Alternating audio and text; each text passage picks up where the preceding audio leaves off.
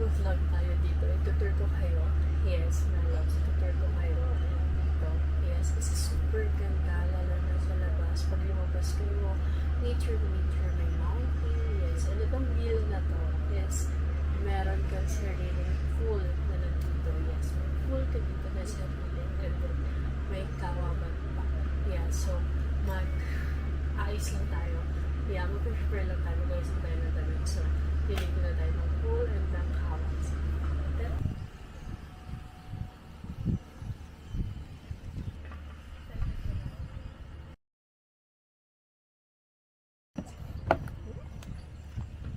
Dito tayo sa swimming pool sa kawas.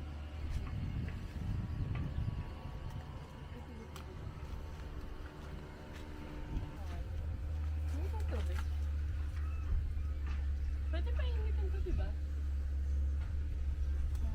Hat na ako eh. Pwede natin pa initin, mainit na agad. Swimming pool tayo. Pool na tayo. Kaya tayo na sila. Tayo sobrang ang ganda ng house. Madami silang villa dito. Bali, 3 yung villa na dito. Kami is nasa Villa 1. Yeah. Kitchen na din sila dito. Pwede kayo magluto na din kasi yan, maghugas ng plato. Then may CR din sila dito. Yes. O diba? Eco-friendly. So, nandito tayo ngayon sa Villa Sisina. Yes, so nasa Batangas, my loves. Yes. Bagong open to na resort. Newly open resort. Bali, hindi pa talaga sila fully open kasi nagre-renovate pa sila ng mga rooms, ng mga itatayo nila, and ginagawa pa nila yung farm nila. Yun. So, ito lang yung mga villa na meron na sila. 3 villa.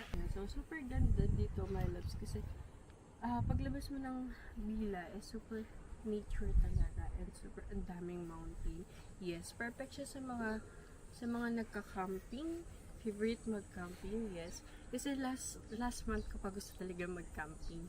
Yeah, matry mag-camping. Kaso mo, is nagkasakit nga tayo, ubod sipon yun. Kasi uso ngayon, so ngayon lang natin nagawa.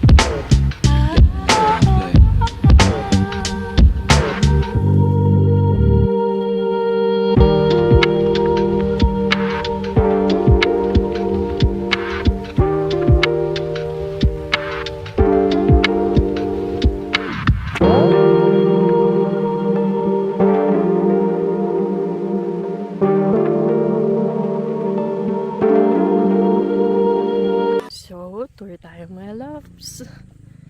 Ang cute. Tour tayo sa room namin. So, ito yung Villa 1. Yeah. Pagpasok mo, yan na kaagad yung villa. Wow! Wow, ito yung pool nila. Ang ganda kasi exclusive lang to. Every villa, meron silang tag-iisang pool. And then, meron din silang, wow, sariling kitchen sa villa. Yeah, may kitchen sila. Yan, electric kettle. And, CR nila. Yeah. Ang cute.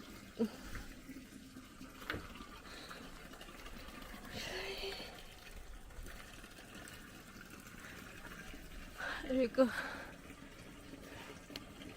Garden rules. May kawabat din sila dito. Yeah. Dito tayo dyan mamaya. Magkakawa tayo.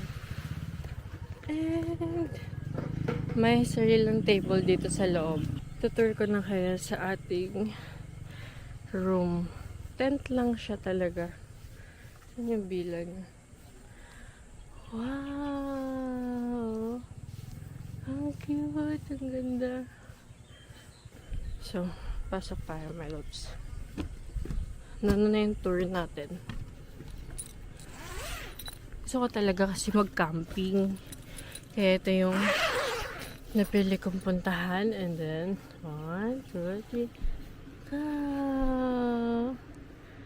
Wow! Ang ganda. Ganyan yung loob niya, my loves. Super lamig sa loob.